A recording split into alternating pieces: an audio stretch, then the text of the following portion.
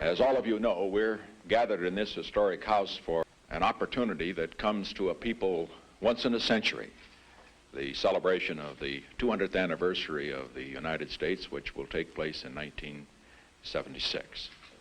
And we are starting to plan now. We have representatives not only from the federal government, but from most of the states of the nation here to plan that celebration.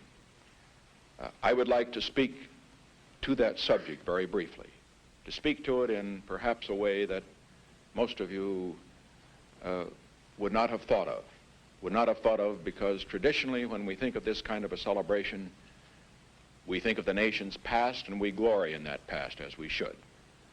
We think of the nation's present and we consider the problems that we must deal with. This celebration, I would hope, would look to America's future, look to the year 1976, and set for ourselves goals for that year 1976, which we can achieve. In the space of 7 years, we can achieve great goals so that when 1976 comes, we can look back over those 200 years with even greater pride than we did 100 years ago. Now, in setting forth goals, I can tell you that this administration is thinking in terms that are tremendously exciting. In the field of hunger, it will be possible by the year 1976 to abolish hunger in the United States of America. It will be possible in the year 1976 to make enormous progress in the field of housing, in the field of transportation, in all of these areas that are tremendously important to every American family. By that year, 1976, the world will be at peace. So that was Richard Milhous Nixon, President Nixon in 1969, talking about the bicentennial celebration coming up in 1976. Nixon sometimes called himself the bicentennial president, and often justified his presidency by referencing the bicentennial, claiming that he was shepherding the nation into its next era. It's worth noting he didn't actually preside over the bicentennial. He resigned in disgrace a couple years before it arrived. But today on Bad Art, we are talking about these kinds of anniversary celebrations of the United States, especially the 50-year celebrations, the 1876, 1926, 1976, and as you may know, today, 2026 is the 250th anniversary of the United States. And I wanted to start with that clip because I was kind of struck by the contrast between this soaring rhetoric which Nixon presents in the bicentennial. We will have peace on earth, we will end hunger, compared to some of the, I would say, paltry visions of what America might be today. And we wanted to look at these celebrations as a way of talking about how they help imagine what America is and what that might tell us about what's happening now. So, welcome to Bad Art.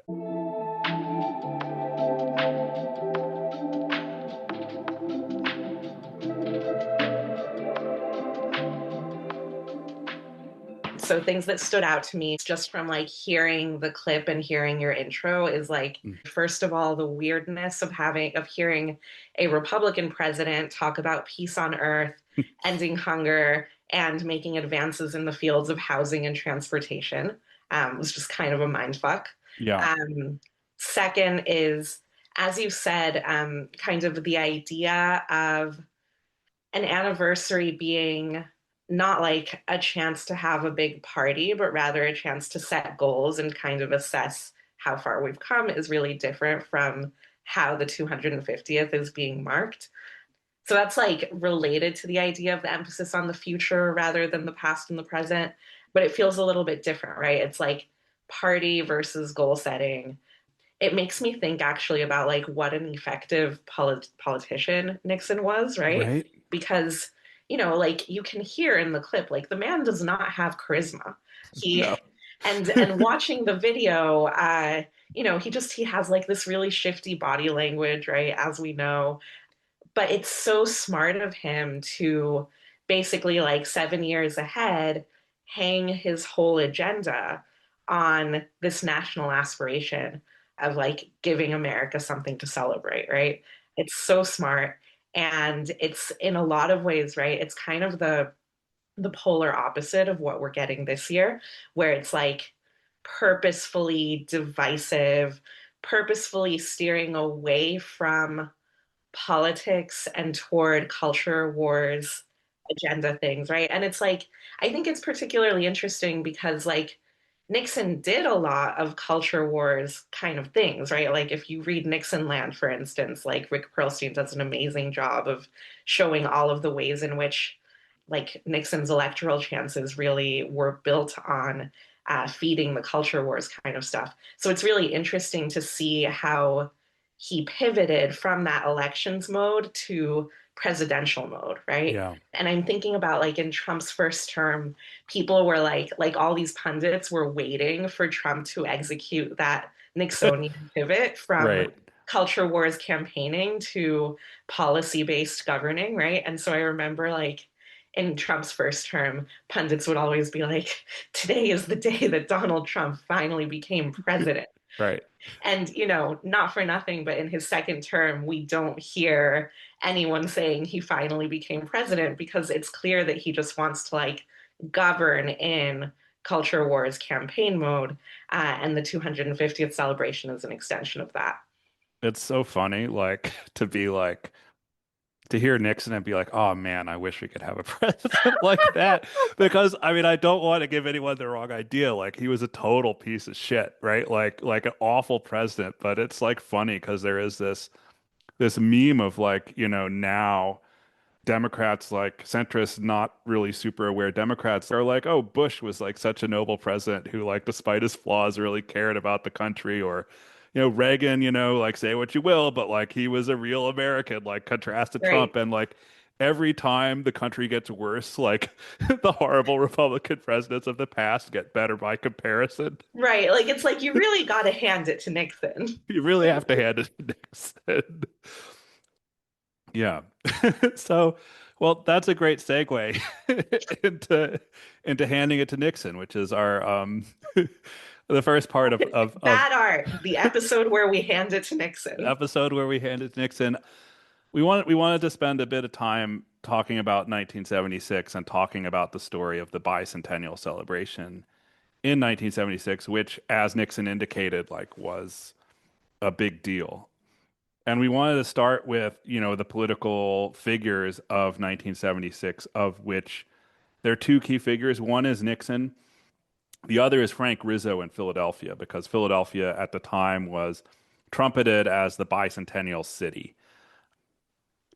Actually, Marielle, you and I live in cities that competed for that title.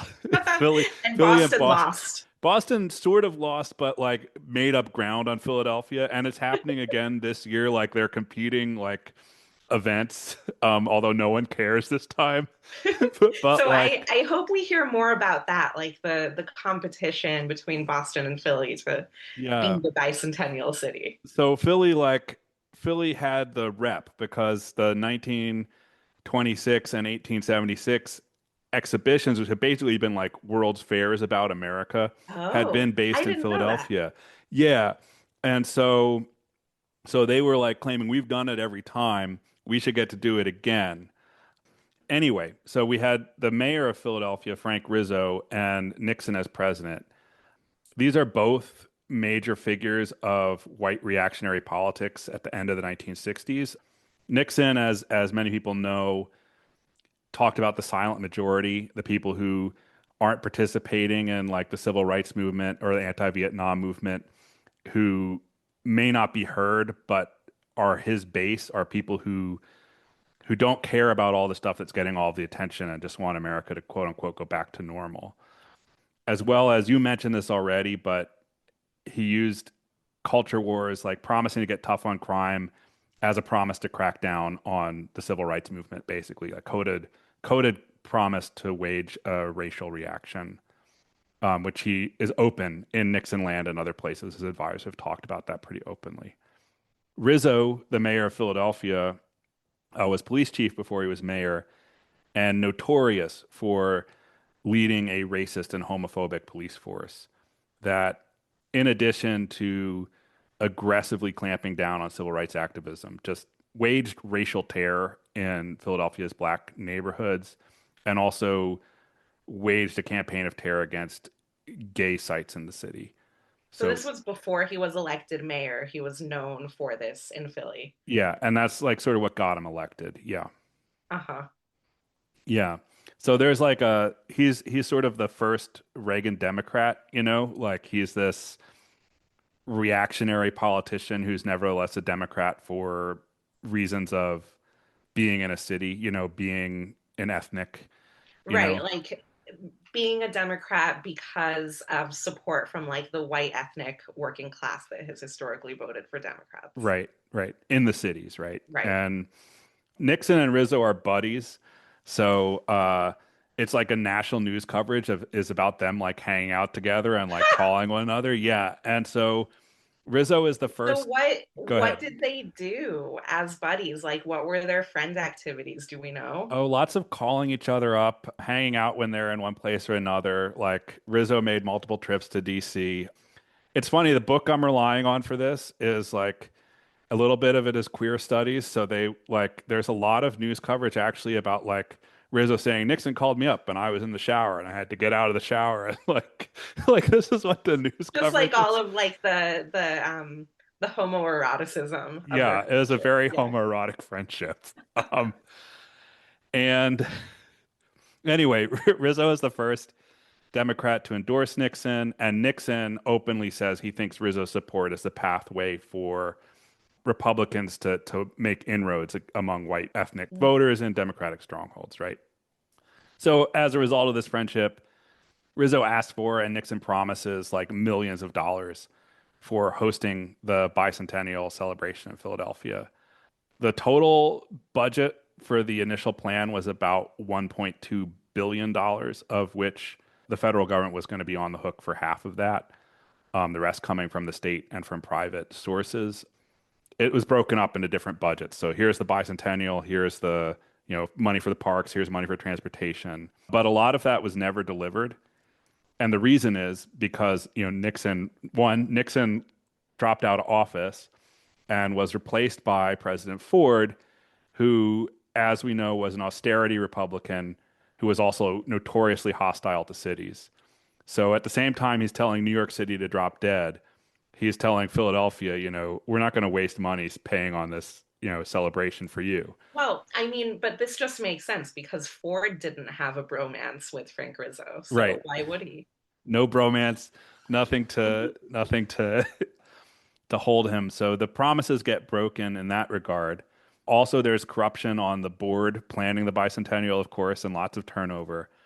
And then thirdly, there's lots of protest, right? So everyone who isn't part of Rizzo's coalition and some of those who are protesting against the various bicentennial plans. Black people want inclusion, gay people want inclusion, indigenous people either want inclusion or want the events to be canceled. There are feminist protests. There's a radical coalition called the People's Bicentennial Commission, which is protesting. So there's like a slew of activism challenging the bicentennial plans at the same time. And so It sounds like those activists are like imagining their own alternative versions of the bicentennial celebration. sometimes, yeah, there's both sides basically in all these groups. There's black people who say America has never represented black people and we don't want to be a part of this and we don't want it, stepping on us. There are others who say we want to use this to envision an America where black people are included, so we need to redraw the plan. The same with gay activists. There's some who are like, we've been oppressed for 200 years in this country. We don't need to celebrate this. And there are others who say like, what would America look like if gay people were included? So each of these groups is doing this basically. Like you have the let's make it work for us side, and you have the let's stop this from happening because it represents something bad side. And the other piece is like in Philadelphia, you have the neighborhood level. Like, so some of the city's black leaders are worried that either that investment from the bicentennial will get filtered to other neighborhoods and not go into black Philadelphia, or that it will be used to trample Black Philadelphia, so to build over it, like as part of an urban renewal project. So either way, like Black Philadelphia is going to get screwed when the bicentennial event happens. So yeah, there's a lot of different reasons to protest, and like one of the reasons that it ultimately falls apart is like every neighborhood is protesting both to be included and not to get built over. So there's no place like for a festival of the kind that they initially imagined to take place, basically. What had they initially imagined? So I think initially they were imagining something akin to what had happened before. So they'd had these like Mm. World's Fair type exhibitions, really successful in 1876, less successful apparently in 1926 because the technology was old by then. You know, like they showed the same sort of stuff. Like, you know, photographs aren't going to get you going when you've been seeing them for 50 years, you know? It's true. By 1926, we're sort of past the era of the kinds of wonder of the Yeah. long 19th century. Yeah. Yeah, but that first one, like, it was all sorts of novelty about like the stuff that's getting built and produced in the United States, a technological wonder of the country. But I think like they wanted something like that, so a big, you know, central exhibition with stuff coming out of it. That was sort of the first plan. So they had five plans, and each one of them got defeated for various reasons. But the first one was talking about Philadelphia's urban renewal as like the future of the country. The second one was Philadelphia as an international hub. And then, you know, the third and fourth plans were watered down a bit. So it's like, let's do something nice in the park or let's do something nice on the waterfront, you know? So, Right. Going from Philadelphia as the center of the universe to let's do something nice here. Yeah. Yeah. yeah, exactly. So, yeah, so that's the falling apart. So basically, from the official perspective, although there's an event that happens in Philadelphia, the bicentennial sort of like collapses and becomes a nationwide event. So Ford's revision is to say we'll give money to all of the states, all of the communities. Anybody that wants to host a historical celebration can do so. And Philadelphia is just one of those locations, as is Boston, as is DC, as is New York, as is, you know, Omaha. Everybody has their Mm. own celebration. It feels very like it somehow feels appropriate to the era of mass media that the US was in 1976, right? Like this is peak kind of era of television, right? Yeah. There's something that feels very appropriate to that media era, to having this kind of distributed celebration where everyone experiences a version of the same celebration, like distributed in place. Whereas, like, yeah, like I'm trying to picture, like, in 1976, having like a celebration centered on just one city, and it like doesn't feel right to me. Yeah, I think you're right. You know, it is a very different vision. It does fit. And we'll talk about like the televised spectacle. You're absolutely right that there is like a change in how that conceives of the United States as a place, right? You know. But these failed plans do leave legacies. So the fact that the first plan was protested by Black Philadelphians who demanded representation leads to the creation of the African American History Museum in Philadelphia, Hmm. because that's how they get, you know, Black Philadelphia's leaders to buy into the bicentennial plans. That, well, we'll provide representation this way. Then Italian Americans demand the Mummers Museum. Like, why is all the money going to Black Philadelphia? We should get a cut of this too. So there are all of these ethnic museums that get built at this time, not just in Philadelphia, but around the country. But this is part of why it's like protesting, demanding to be included in history, getting bought off. And then this is the result are these museums that hadn't existed before. And it's creating this new narrative of inclusion, right? The narrative that these museums tell is like, here is an ethnic minority that is part of the American story. Celebrate the role that this ethnic minority has played in the American story. Right. And so alongside that, there are major investments in public history. I was reading in the New York Times that as of 1982, 40% of all public history had been founded during the bicentennial. So all ongoing history projects in the United States, 40% of them were results of the bicentennial. Wow. Yeah. And then in Philadelphia, even though the festival didn't really happen as they had planned, they got money for investment in highways, the airport, parks, to redo Independence Mall, to remove the Liberty Bell, to renovate museums, to engage in historic preservation, and to do like infrastructural things like curb cuts, put in public bathrooms and stuff. Mm. So there's like a lot of like building up Philadelphia through bicentennial money, even though Philadelphia is no longer like the bicentennial city that it had imagined So, itself to be. right. So I'm curious, these kinds of infrastructural investments that Philly received, did other cities that ended up being part of this more distributed bicentennial celebration also receive infrastructure investment, or that was really just limited to Philadelphia? I think it's really Philadelphia, and I think the reason for that is that the planning is a long process, right? Right. So Nixon claimed the mantle of like bicentennial president in 1969, right? Like he gets elected as the first thing he's talking about. So you have like a 7 year period where Nixon is aggressively funding this, and the planning started in the 1950s. So there's like 2 decades of preparation of thinking about how are we going to make Philadelphia a city that's ready to host this, even though it's not what it ends up hosting.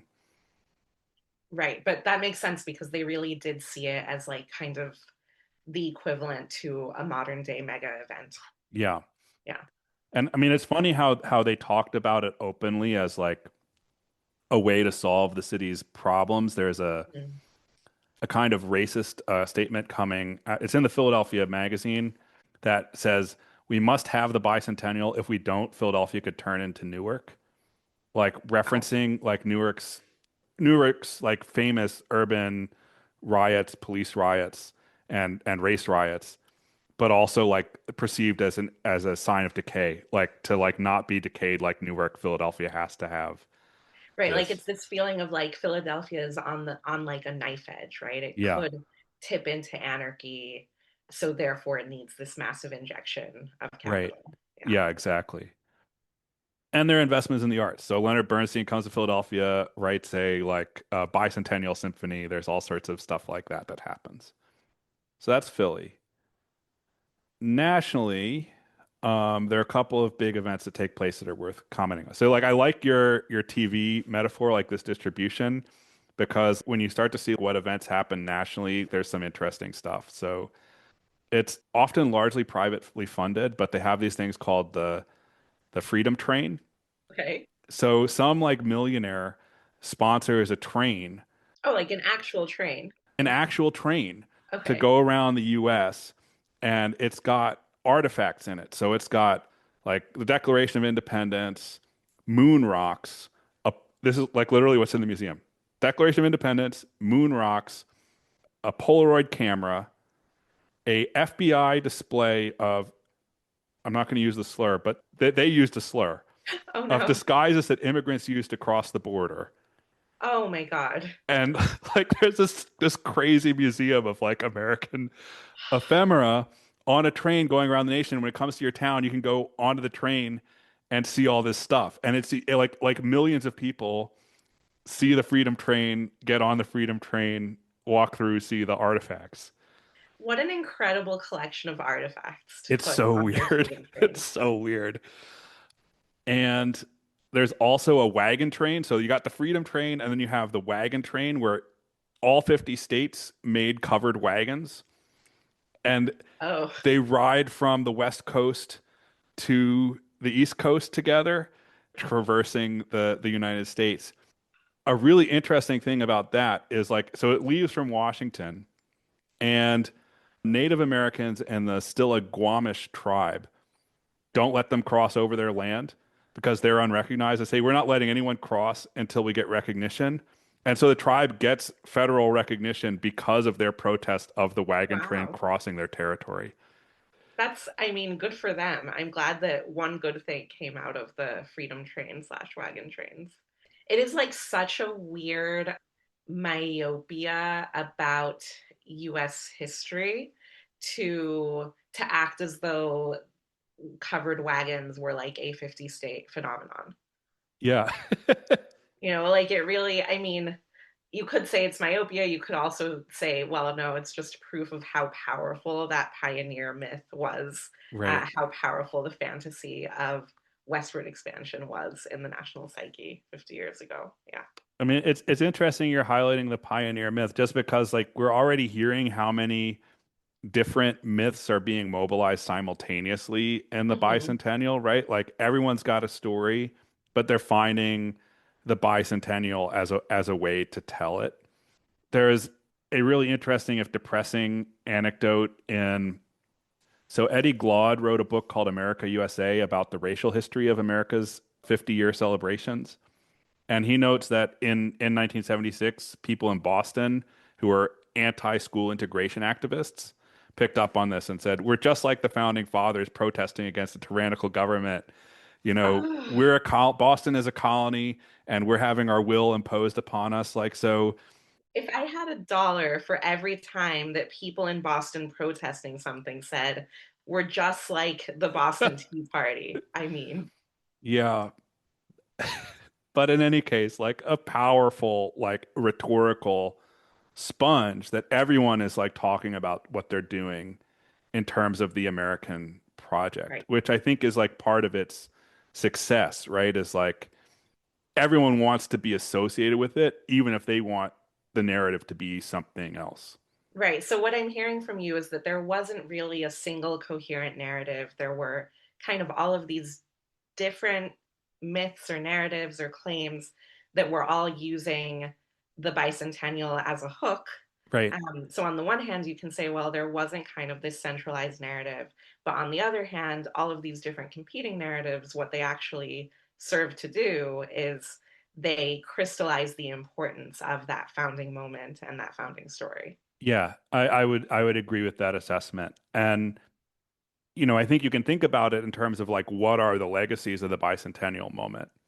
One is Reagan, right? Like Reagan takes this myth, takes the power that's built by Nixon and Rizzo, and channels it into like a story of America's rebirth, right? Like that's his revolution, more or less.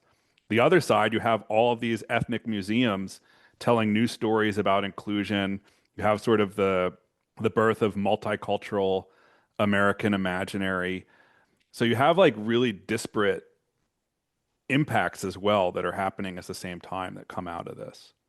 Are they really that disparate, though? Because I think that kind of the normie reaction to Reagan is to imagine that the shining city on a hill includes like all of those ethnic museums and includes that multicultural story about the founding. I mean, yeah, I think they do go hand in hand better than a lot of people would like to imagine. But Yeah. you know, I don't think that the people who are in those different spaces saw themselves as doing the same exact No, thing. no, no. I agree with you. I think they saw themselves as having competing projects, kind of directly competing projects. But I think I don't know, it's interesting, like both in 76 and then kind of in the aftermath of 76, I think even though there are these competing stories, what you actually end up with is like this not particularly coherent, kind of very fuzzy edged idea of American identity and pride in American history that like mixes together all of these positions that on some level are contradictory, but on another level they're almost not even contradictory Right. anymore. Yeah. Yeah, I would agree. And So, that's like I think that's like the patriotic stew in which we were all kind of swimming until just about 2016. yeah, I think I would agree. I think that's sort of like the story of the United States or stories of the United States that people spoke to until Trump comes along and does something entirely different. Yeah. Which, as we'll talk about, like a lot of people are still trying to fit 2026 into this older story. I mean, one of the ways to do that is there is like a long racist history to American celebrations. Like the Klan was initially scheduled to parade at the 1926 celebration, to give you an idea. So, so like there is like a racial story being told, and often it's a very white power one. And yet, I think Trump is qualitatively different from what we've seen for the last 50 years. But maybe not so different from like the 1926 version, if I'm hearing you correctly. Possibly not. Yeah.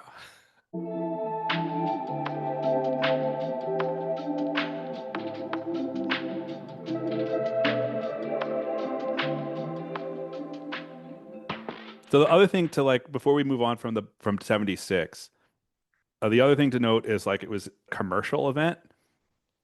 Some people complained about how much of it was privately funded, but there was lots of merch. And, It's not a birthday party without merch. it's not a birthday party without merch, but like crazy merch. So, I was just talking to some older folks and friends. Like my partner Jamie remembers having a couch that had 1976 upholstery because this was Wow. like a bicentennial thing, or Wait. I need details on this couch. like flags, eagles, and 1976 written across it. Amazing. Yeah, that's the upholstery. And this is not unusual. Like people having like commemorative plates, people having like outfits, so outfits with 1976 like on the fabric, just tons of stuff that you could buy to be like part of the spirit, but people did, right? So you also get that kind of buy-in in the merchandise Right. world. Which also speaks to a kind of singular focus directed toward this event, right? Right. I'm thinking about how when in the UK, when a new monarch is crowned, they make like these commemorative plates Hmm. that people buy. Or I remember like when Will and Kate were married, there were also commemorative plates sold like about their marriage. I know that like when like during Queen Elizabeth's coronation and then again with King Charles's coronation, it kind of became this big event for neighbors to like get together and do a celebratory lunch. And they would like publish like coronation chicken, for instance, comes like it's a recipe that was designed for people to cook for their celebratory lunches for the coronation of Queen Elizabeth, right? Yeah. And so they're making these special recipes. They're gathering with their neighbors. They're eating off of these commemorative plates that they've purchased for the occasion. And I guess having not lived through the bicentennial celebration in the US, I always thought of this as like a weird quirk of British people. Like, like, oh, how Yeah. cute. Like, they're really excited for their celebration. But I guess once upon a time, Americans also had that ability to have this singular focus on this one moment of celebration. Maybe not one single story of the celebration, but you know, we are a consumer's paradise. So you don't just buy the commemorative plates. You have a choice between commemorative plates, commemorative couch, what have you. Yeah. And it's funny, I was thinking about coronations too, while like doing some of the prep for this. It is like that type of like event where Yeah. the entire nation's focus is focused on this one thing. And also it was international. So to give some like idea of like you had Australia built a Australian garden in Philadelphia's Fairmount Park. The Netherlands sent a historical exhibit. Yugoslavia sent a collection of primitive art, and Canada sent entertainers. Boys' choirs came to the U.S. from Australia, Brazil, Denmark, England, Japan, and Poland. And Queen Elizabeth and the King of Sweden both came and paid visits as part of the Wow. bicentennial celebration. So it is that kind of like big national pageantry. That's so interesting because, contrast that to what we're seeing this year. Right. Most of what I've seen about, what is the international impact of the American Revolution is like basically historians writing corrective treatises being like, this was like a backwater event, y'all. Like, it Yeah. doesn't actually matter much to the world what the American colonists did in 76. And yeah. And no one like we're floundering, right? Yes, Like no so one like wants to come party with us no one this wants year. to come party with us. No one wants to be seen partying with us as Yeah. well, you know? So that's a great segue because we should like move on from 1976 to today and talk about what we're seeing today, both I think at the national and then at the Philadelphia Boston level. But the national's gotten the most attention. So like what are some of the things you've observed happening on the national stage, Mariel? Let's see. Well, they took away one of my favorite DC festivals, which is the Smithsonian Folklife Festival that normally happens Too multicultural. too multicultural. Exactly. Yeah. So that normally happens around this time of year on the National Mall, Right. but it has been taken away this year to make way for what's it called? I'm going to The get it Great wrong. American State Fair. The Great American State Fair. That's it. Yes. Which sounds like, okay, the name is very cute. Give them Hmm. credit for the name because it sounds like it should air on Netflix right after the Great British Bake Off. Yes, it does. A little reality show of like Yeah. people competing to be fair entertainers. Or like they bring like their little like 4-H animals, right? And it's Yeah. like, oh, like you have the best cow, you have the best pig, and it's an environment of camaraderie and friendship. Like that would be very cute. I'm not gonna lie, I would watch that show. Oh yeah, definitely. But that's not what it is. Right. So what is it? What have we got? You know, I'm going to be transparent and say I don't really know what it actually is because I do think like the way that it was initially so okay, one of the things that it is it's supposed to be all 50 states coming together on the National Mall to do, like state fairs are an American tradition. I'm pretty sure every state has a state fair. And so I think the initial idea, or at least the way that it was sold to the states to get them to participate, was it's just a giant American state fair where each state gets to like come and bring something of like their state's culture and traditions and participate, and it's just a big fair. But I think that's not actually how it has been shaping up, which has led at this point, the latest count that I saw is 10 out of 50 states have said that they are not participating. And I think that that has a lot to do with kind of the more partisan culture wars kind of tone that this Great American State Fair is taking on. Right. And some of the other stuff that we've seen happening, right, is associated with this spectacle of festivities that Trump has planned. And they're definitely framed as like a celebration of himself as much Right. as of the country.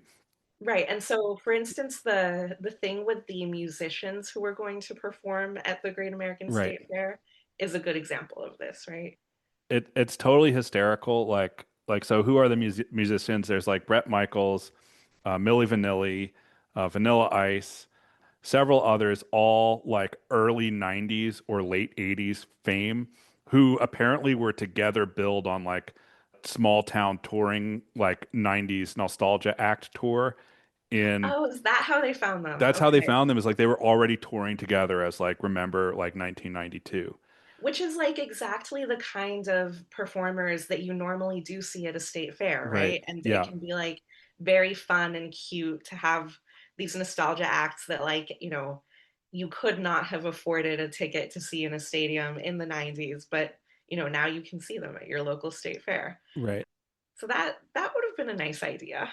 Well, they all or many of them have dropped out because they recognized how partisan and toxic it was. Once they got announced by Trump and enrolled in his culture wars, they've all said, "I'm not interested in being a part of that." And so, like, even Bret Michaels, who I don't think of as an especially woke performer, I've got his press release here.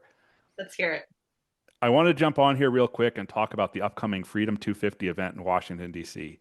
When this opportunity was originally presented to my team, it was described as a celebration of our country through music and a chance to honor veterans. As a son of a veteran, that is something I've always been honored to support. As many of you know, I've spent my entire career bringing people together through music and good vibes. My shows have never been about politics. They're about giving people a place to come together. Unfortunately, what was presented to us as a celebration of our country has evolved into something much more divisive than what I agreed to be a part of. Because of that, I've made the difficult decision to step away from the performance. And all of these performers started, dropping off one by one until like only Vanilla Ice was left. Last man standing, Vanilla Um, Ice. you know, and I also have Trump's response here. Hmm. So this is Trump's Truth Social post. I understand that artists are getting the yips having to do their performance on Wednesday, so I'm thinking about bringing the number one attraction anywhere in the world, the man who gets much larger audiences than Elvis in his prime, and he does so without a guitar. The man who loves our country more than anyone else, and the man who some say is the greatest president in history, the GOAT, Donald J. Trump, to take the place of these highly paid third-rate artists and give a major speech, rallying the country forward like I have done ever since being president.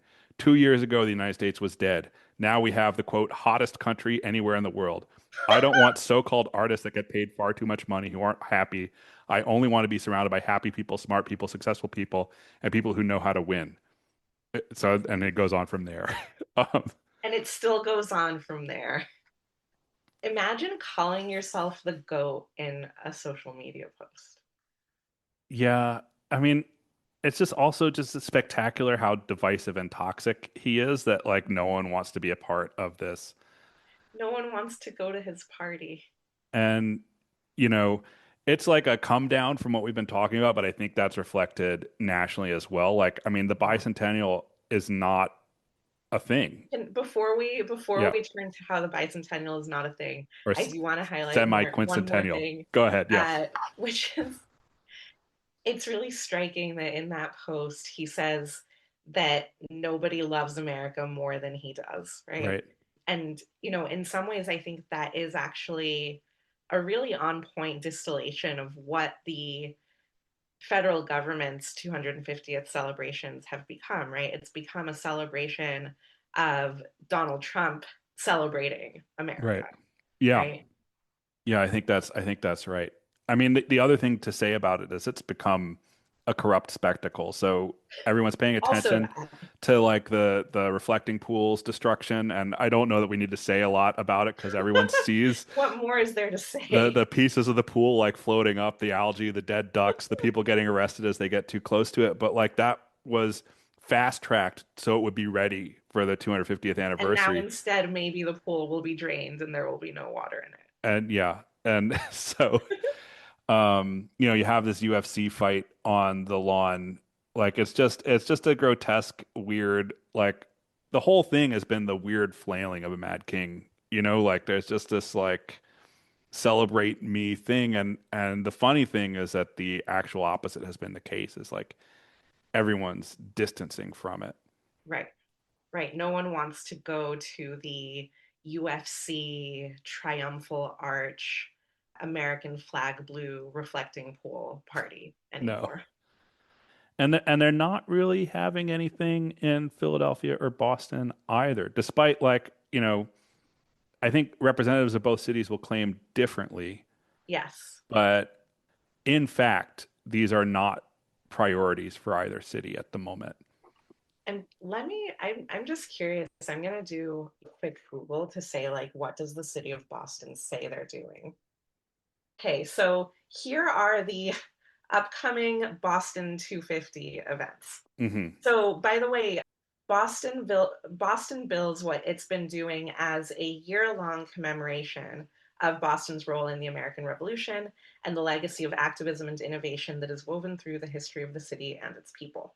And the reason that they say that this is a year-long event is because a lot of the, kind of iconic Boston events related to the American Revolution happened in 1775, not Ah, so they're 1776. trying to get ahead of it. So they did get ahead of it. And so, like, last year, for instance, was the 250th anniversary of the Midnight Ride of Paul Hmm. Revere. Right. And they had like a reenactment of Paul Revere's Midnight Ride, tracing like the whole like historical route that he took. And they had like a big like drone light show in the harbor last year. So like they have done I think there were not fireworks at the harbor show, but it was like the drones Right. flying in the sky and doing their thing. So they have done like some kind of more of the kind of events that I think you would expect, Right. right? Historical reenactment, like big show of colors in the sky. Like they have done some of that kind of stuff, but last year rather than this year. And what are the upcoming Boston 250 events, you may ask, of 1776? Well, good to ask. On June 24th, there is a concert in the park and an author talk. On June 27th, there is a multicultural fair. On July 1st, there's something called the exclusive first look at Ruckus. Okay, great. And on July 7th, there is handwriting the Constitution and Declaration of Independence. Right. You notice what date is not represented there. July 4th. I think that says it all.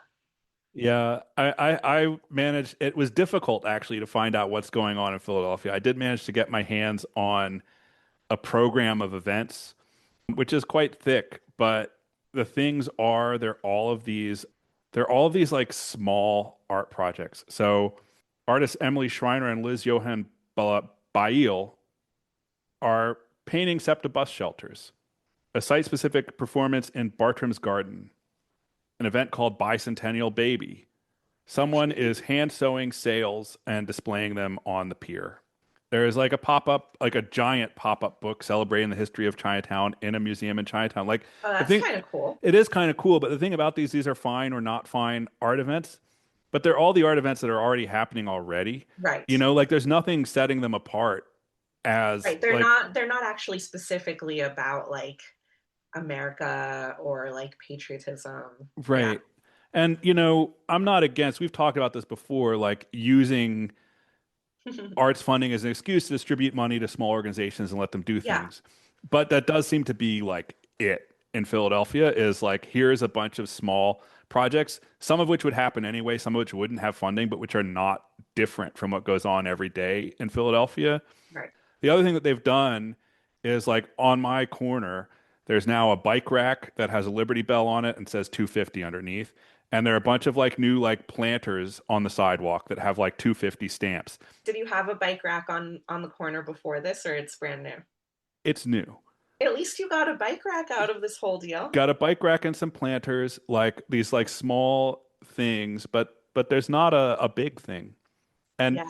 they'll say different because there is a July 4th concert in Philadelphia, but there's a July 4th concert every year. Right. And Exactly. there is a fair in the park, which I only found out about yesterday. But like the park pictures, there are like 100 people there. There's like no one visiting this like Oh, bicentennial fair. And meanwhile, there are 50,000 people going to the art museum for the World Cup watch party, right? Like yeah. attention is all over the World Cup, all over like this international spectacle of people coming together. Hmm. And no one wants to be like, hey, we're here celebrating America and its divisiveness and its loneliness. Exactly. Like the closest you can come is like rooting for the American team at the World Cup. I do not do that. You don't even do that. I think we are very hard to root for right now. Hard for Americans to root for, hard for everyone coming to the World Cup from other places to root for. I think that's why have you seen this kind of this social media phenomenon of visitors who are here for the World Cup kind of discovering things about America that they like, Yeah. and kind of the very surprised but enthusiastic reception that that's been getting from Americans. Do you want to give some examples? Yeah, so for instance, there's this German tourist. I don't remember. Is his name Freddie? His name might be Freddie. So Freddie has been road tripping through the U.S. South for the World Cup, and one of the things that he discovered is Buc-ee's. Do you know what Buc-ee's is? Is it like a fast food chain or something?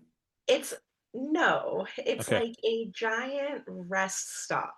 Oh, okay. So it's like the biggest gas station area you've ever Oh, is seen. this like the roadside like souvenir store basically? Yes, it's like a Okay. giant roadside souvenir store, and you can get like all kinds of different like Americana foods inside of it. Like you can get like fudge from the Buc-ee's, for instance, right? There's like a Buc-ee's mascot, like in a costume that like you know, he wanders around the store and you can get your picture taken with him. So I thought this was very cute how excited Freddie was to discover this because I didn't know what Buc-ee's was until some of my relatives moved to Tennessee. Hmm. And Okay. so I had occasion to drive to another part of Tennessee a few hours away. And we like sort of not knowing what it was, stopped at Buc-ee's and we were like, oh my God, this place is amazing. You know, we don't have things like that in the Northeast, like just like this giant, expansive, like nothing filled with like roadside attractions, you Yeah. know? Well, you're hitting on something like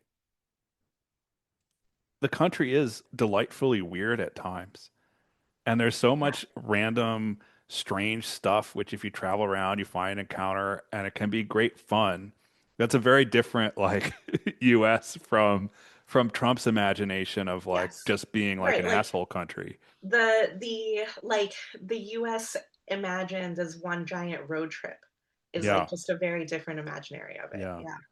I was also like paying attention. I think it was Lawrence, Kansas. So where the Algerian team landed and has like been really enthusiastically greeted by the town, and there's like this new like international friendship formed by just being there and meeting new people. I there is something like joyous going on about the World Cup, and it's crazy because even as Trump tries to disrupt it, make it his own, all those other things, it's just an entirely different vision of what the country and the world are than Yeah. what he wants to present. And I should say, we don't want to be ignoring the way that the World Cup is violent in various ways, like investments in the police, investments in gentrification, all sorts of problems with the World Cup. But the vision that it presents through its fans is one that is more positive of the world and even of the US than in our politics right now. Right. I think like, the thing about the World Cup is that it is this very extractive project, right? Yeah. Like FIFA is like all about making money off of the Yeah. World Cup, right? And yet there's something kind of at the core of people's love for this game that FIFA can't conquer, Right. right? And I think that that's really cool. People are not going to let this game be stolen from them in the service of like corruption and authoritarianism. For the listeners who don't already know this, I'm from Argentina, so maybe I have like Have a rooting a, interest. a kind of congenital like love and optimism for soccer that might not be warranted. But I really feel this like that FIFA can't like steal the things that are great about soccer. And I think the excitement of Americans of the World Cup coming to the US is our excitement at being seen not for our politics, right? Being seen as people by the people who are Yeah. here visiting, seeing that they can see what we still love about living here despite all of the bullshit that goes on, right? And I think like yeah, I think in some ways what's been happening is just that it's very refreshing for Americans to be able to step out of that political Yeah. framing that has been so suffocating over the past several years. I mean, I think having other people see us as people, yes, but also like an opportunity for Americans to encounter other people as people on their own terms. Yes, Like, that too. Jamie's been reveling in the ways that people have met the U.S. that the Scottish Yes, fandom, the right? Boston's love affair with the Scottish supporters has been Yeah, so cute. opportunity to get rowdy with someone else and like have a great time. No, I mean, I think people much prefer the vibes of the World Cup to the vibes of the 4th of July. Hmm. So,